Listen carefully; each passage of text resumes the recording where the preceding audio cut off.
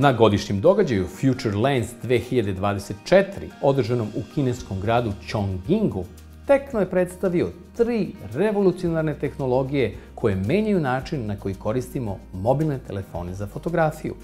Glavna zvezda događaja bila je Tecno Image Matrix, novi AI mozak dizajniran za optimizaciju i unapređenje obrade fotografija. Pored toga, predstavljene su 2 napredne tehnologije, EVS Dynamic Snapshot, koja omogućava snimanje subjekata u pokretu sa kristalnom jasnoćom, i TAP AnyZoom Dual Prism Telephoto, koja olakšava stabilno fotografisanje udaljenih objekata. Tecno Image Matrix razvijen je kako bi prevazišao ograničenja procesorske snage pametnih telefona.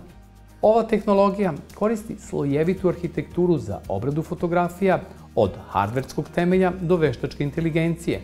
Tim uključuje 4 AI pogonska sistema: AI RAW za poboljšanje snimaka u uslovima slabog osvetljenja, AI Snap za brzo fotografisanje, AI GC Studio za generisanje slika i AI Universal Tone za prirodnu obradu tonova kože. Za korisnike koji žele da uhvate savršene trenutke u pokretu, EVS Dynamic Snapshot je pravo rešenje.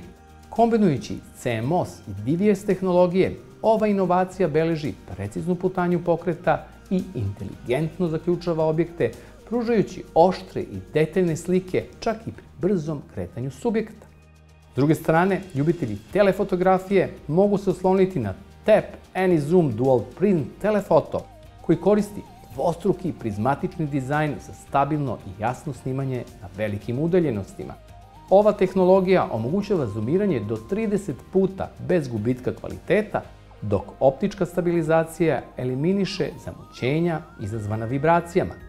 Događaj Future Lens 2024 nije bio samo prilika za demonstraciju tehnoloških inovacija, već i prostor za diskusiju o budućnosti veštačke inteligencije u fotografiji. Panel diskusije, na kojima su učestvovali industrijski lideri i tehnološki stručnjaci, ponudile su uvid u nove trendove i izazove u ovoj oblasti.